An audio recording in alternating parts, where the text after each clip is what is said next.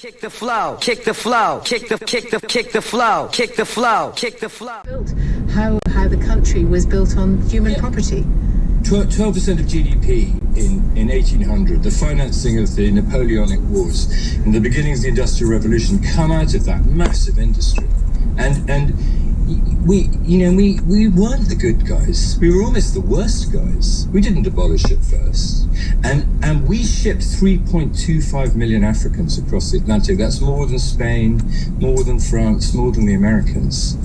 But you and I grew up with, we're the best nation. We're the most decent ones. I mean, I think that the main point is ask any black person with heritage in the Caribbean, if he can talk about this as something important in his past, and they'll just go, no white person has ever wanted to talk about it with me. So that was the point of the book, really.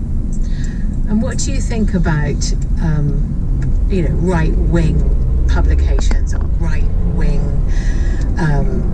talking heads saying this is woke gobbledygook?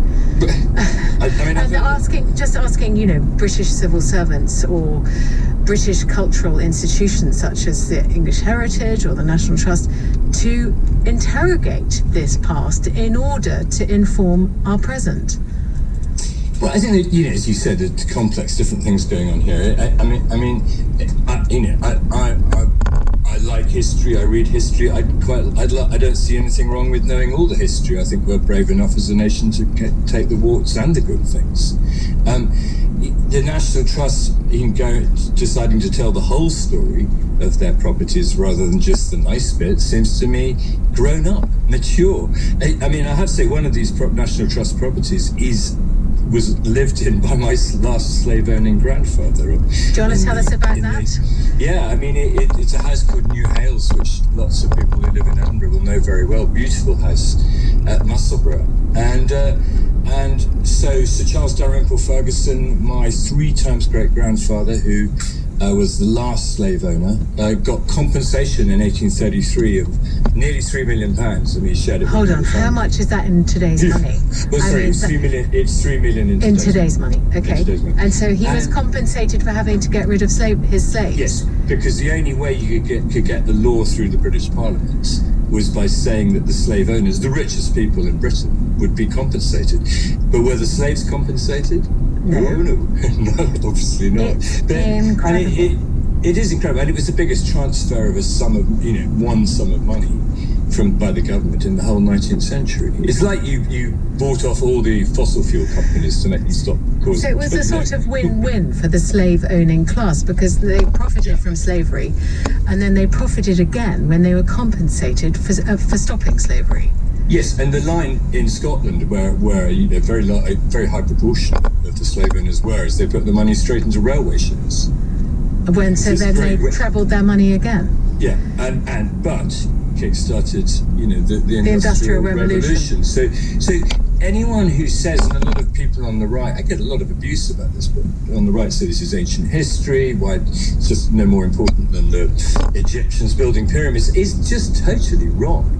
It is the foundation of the Britain we live in today.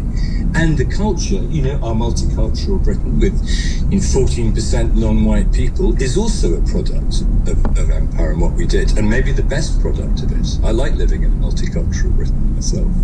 And I've heard you speak before, and you've talked about how the conversation around reparations, the white slave-owning class was compensated, but the slaves and the slave countries have never been compensated, have they? No, and I think there are economic historians of the 20th century colonial period which said that we kind of went on ripping off the Caribbean nations. They sent their young men to fight in our wars and drive our buses and clean our hospitals, but we kept them as we were the shop and they had to come and buy their stuff from us. I mean, it's very hard to put together a case for again, that story we were brought up as the benevolent mother country doesn't really hold up. And I think we need to talk about it. No, we were Great Britain because we abolished slavery. That was what I remember from my prep school days. Alex, I'm afraid we have to leave it there. I was talking to Alex Renton, the journalist and author of Blood Legacy, which I highly recommend. His story, or his account of his own family's trade, of the slave trade. Right, well, so we're sort of talking about that, and also about privilege in the news is that white civil servants are... Kick the flow, kick the flow, kick the flow, kick the flow, kick the flow, kick the flow, kick the flow, kick the flow.